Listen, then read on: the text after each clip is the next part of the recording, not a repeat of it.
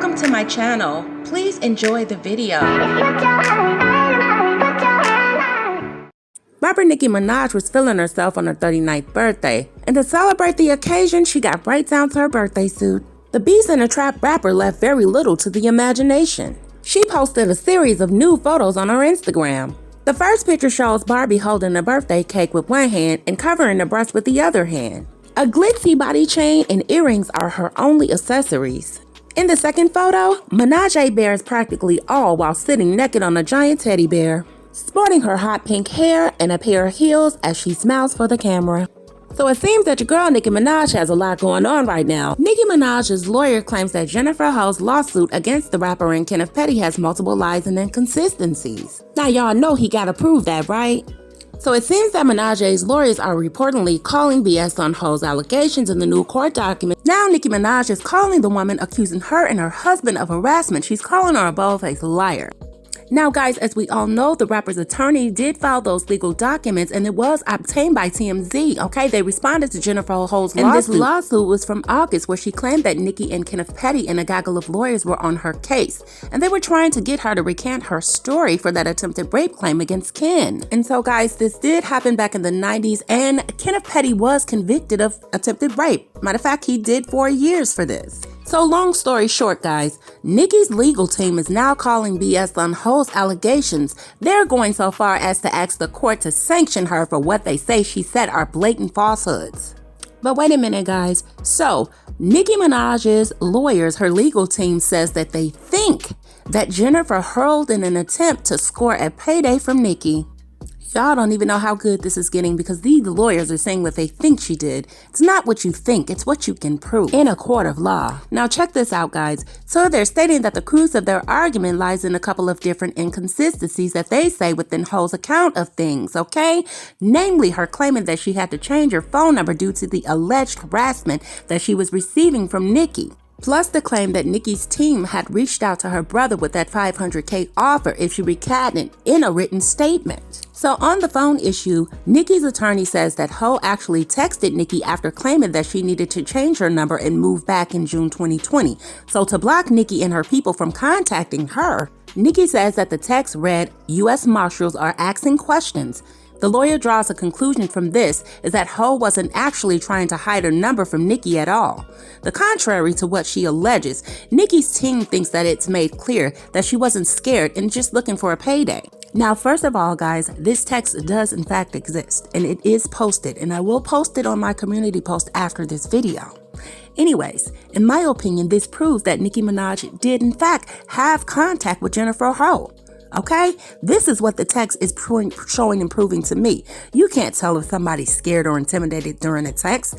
These lawyers sound really incompetent, in my opinion. There also is an issue that the lawyers are saying with the interview that Jennifer Ho gave earlier this year, which the attorney says differs from what she alleged in those court documents. In the interview, Nicki Minaj's lawyers say that Ho noted that her brother told her somebody had reached out with a $500K offer if she talked to a lawyer repping Petty, and Nicki Minaj's lawyer said that the allegation in the lawsuit that Nicki was behind the offer and it is merely speculation that gave her a reason to try and sue Nicki. Now where Nicki's ass fucked up, she was talking about the whole situation on her Instagram page. Everybody's seen that. That is not alleged. And she in fact did have contact with Jennifer Ho. Now why are you contacting her, Nicki? Bottom line, Nicki's lawyer says that this woman was looking to score a big buck from Nicki and is now twisting the tail to do so. Now guys, I would like to share more information with you and keep this in mind. Nicki Minaj's boyfriend, Kenneth Petty's ex-girlfriend, was shot and she was beaten and she was in shock in a home invasion. Now, let's put these pieces to the story together so I can build a picture for you guys. Now, it was stated that Nicki Minaj and Kenneth Petty were childhood sweethearts, and they rekindled their romance back in 2018. But before that, it seems that Kenneth Petty dated an Insta-famous bartender by the name of Noelle, and she's just revealed details of a shocking home invasion where she claims someone tried to kill her. Taken to Instagram, Noelle claimed that someone broke into her home and she wrote, "Thank God my daughter wasn't home and I'm thanking God that I'm still alive." Before adding, "Came to shoot me in my own home and drop your gun. I'm out of commission for a few. Please pray for me." She went on to post a number of graphic pictures on her bloodied face in her home, which revealed that the brutal nature of the alleged crime, which she explained, has left her out of commission. People have been posting messages of support to New York resident Noelle and wishing her a speedy recovery after that attack. Now, it seems that the streets had already been talking, and they said Kenneth was the one who sent those guys to do their home invasion and beat up his ex-girlfriend. And not only that, Kenneth Petty's ex-best friend came out and says that Kenny has preyed on other underage girls, including a mentally ill girl. Child. Now, it seems all of the skeletons are falling out of the closet, and this is a mess. It's just overwhelming that Mr. Petty seems to be a repeat offender. Let me know what y'all think. Drop it down in the comments section. Now, it was stated that this mentally ill young girl lost her mother. Kenneth Petty took advantage of her, he raped her, and nobody believed her because of that, because of her illness. Okay, so Kenneth Petty's friend had wrote a very long Instagram post, okay, and he was blasting Kenny's ass. And somehow his page got deleted.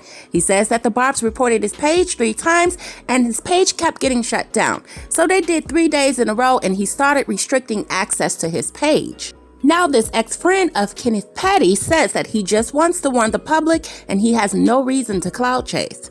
He says that the victim is definitely telling the truth and she is doing the right thing. So Kenneth Petty's ex-best friend, he goes on to confirm that the victim said what she said about being abused at the home by the Foster family was true. So he agrees that she did the right thing by going to school and telling her story there. He says that when she was a teenager, he threatened the victim on Kenny's behalf because he believed that Kenny, well, he almost went to jail for that. So he had a change of heart after meeting with the brother and seeing her in Atlanta. They had a conversation and she showed him her scar. Wait a minute, y'all. If y'all just heard that right. So Kenneth had this young man, which was his ex-best friend, to threaten this victim. Okay, now he's admitting to threatening this young girl because Kenneth asked him to threaten her. Because to be perfectly honest, guys, this guy is not going to come out and risk his freedom saying that he was threatening this girl and Kenneth Petty asked him to do so. So he said after meeting with her brother and talking with the girl and seeing her scar. So allegedly, Kenneth Petty left this girl with a scar. And y'all ask me why I don't like Nicki Minaj. It's not that I don't like her. I don't like the choices that she's made. But hey, it's not her fault. Look at her brother. So Kenneth's ex-best friend goes on to say that him and Kenny were a part of a popular crew, and so everybody blamed the victim and supported Kenny. It seems like this is what's going on with Jennifer Ho. What do you think? Drop it down in the comment section. So this best friend goes on to say he doesn't get the impression that Nicki would even offer hush money. However, he says if you marry and you stand by a rapist, then you're a rapist as well. And this is what the best friend is saying, and not Sweet TV. So Kenneth Petty's ex-best friend says that he does not need Nicki's money or need to clout chase. He says he drives his own car and has a 6-bedroom house. He also says that Nicki saved Kenny's life because he was on his knuckles. He was selling clothes from the trunk of his car. Okay? Says that Kenny even preyed on underage girls before. Kenny slept with his ex-friend's stepdaughter and she was only 13 according to math. So Kenny was 18 at the time. So Kenny seems to me allegedly to be a re-offender. So the man goes on to say that the stepsister was scared to speak out. Kenny got away with abusing the stepsister because she was deemed to be a fast girl. So once again, the next alleged victim was this mentally ill girl, and Kenny abused her allegedly to the best friend's knowledge and says that the girl lost her mother and nobody believed her because of it. And he says that Kenny grew up in a house full of crackheads, so he learned his morals from prison. Kenny has always been a monster and he needs to get help, said the best friend. The best friend also admitted that he too was a monster as a kid. He goes on to say that him and Kenny fucked a lot of girls back in the day. He says all the girls he fucked also consented. He admittedly went on to say that he caught gonorrhea back in 1993. His mother took him to the public clinic and they talked, and he had to go through all the girls he had sex with. So with the letter in his hand informing them that he gave them the disease, so he said Kenny didn't even have the decency to do the same. So he says that he was 1 year younger than Kenny, so that would put him at like 14 back in 1993.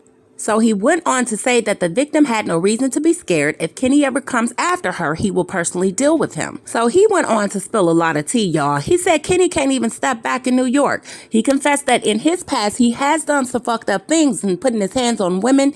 He says he's learned from the past and he challenges anyone to go and look up his court records. He also went on to spill more tea. He said that Kenny got violated when he came home, and I am not sure what that means. He said that Kenny was living with someone that he did time with. There was a woman in the house or something. something. He got her pregnant and then denied the child. So he says after that he had to go handle some business, but he would come back with more information.